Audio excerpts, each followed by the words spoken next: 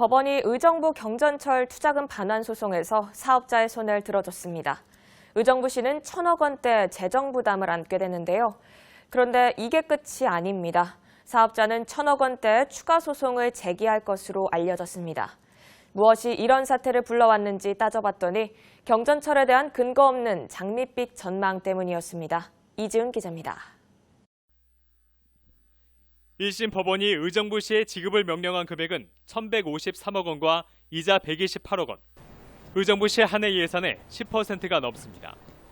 의정부시는 판결 다음 날 이 돈을 의정부 경전철 전 사업자들에게 지급했습니다.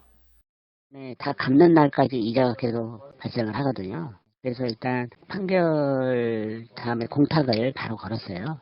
그래서 그렇게 해서 이제 지급을 했고요. 이런 가운데 의정부 경전철 사업자가 추가 소송을 제기할 공산이 큽니다. 사업자는 지난 2017년 파산 후 의정부시의 투자금 중 일부인 2,148억 원을 돌려달라고 요구했습니다. 1심 판결로 이 중 일부를 돌려받을 수 있게 됐지만 나머지 1,000억 원이 남은 겁니다.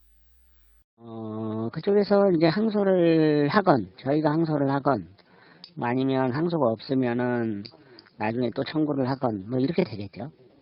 그게 한 1,000억 정도요? 네, 그렇죠. 의정부시는 항소 의사를 밝혔지만 최악의 경우 총 2,000억 원을 사업자에게 돌려줘야 합니다. 2,000억 빚더미에 앉게 된 의정부시. 무엇이 잘못된 걸까? 근본 원인은 의정부 경전철의 잘못된 수요 예측입니다.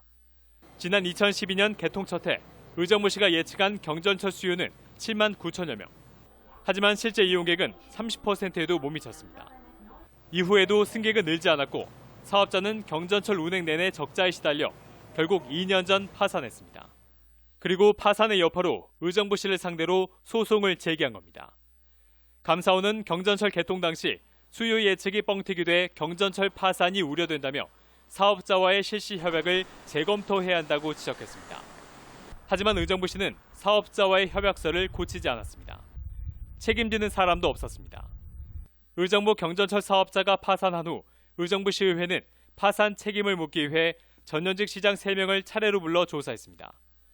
먼저 현 안병용 시장은 경전철 파산에 대해 사과할 뜻이 있느냐는 질문에 검찰이나 감사원에서 어떤 처벌도 받지 않았다며 파산에 대해 사과를 요구하는 것은 받아들일 수 없다고 말했습니다. 경전철 사업을 궤도에 올린 민선 3기 김문원 시장. 수요 예측이 잘못됐음에도 사업을 추진한 이유를 묻자 경전철은 전임 시장 때부터 검토된 것으로 사업 추진이 대부분 확정돼 있어 어쩔 수 없었다고 말했습니다.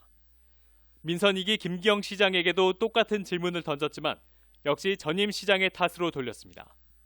그 잘못된 수요 예측을 바탕으로 해서 사업을 추진한 의정부 측의 책임이 일차적으로 있다고 보겠습니다. 근데 이제 다만 이번 법원의 판결을 좀 꼼꼼히 보면 이제 수요 예측의 문제뿐만이 아니라 민간 투자 사업이라고 하는 제도 자체의 문제점 혹은 한계가 드러난 거라고 볼 수 있어서 황금알을 낳는 거위로 주목받았던 의정부 경전철. 결국 세금 먹는 하마로 전락했습니다. 헬로티비 뉴스 이재훈입니다.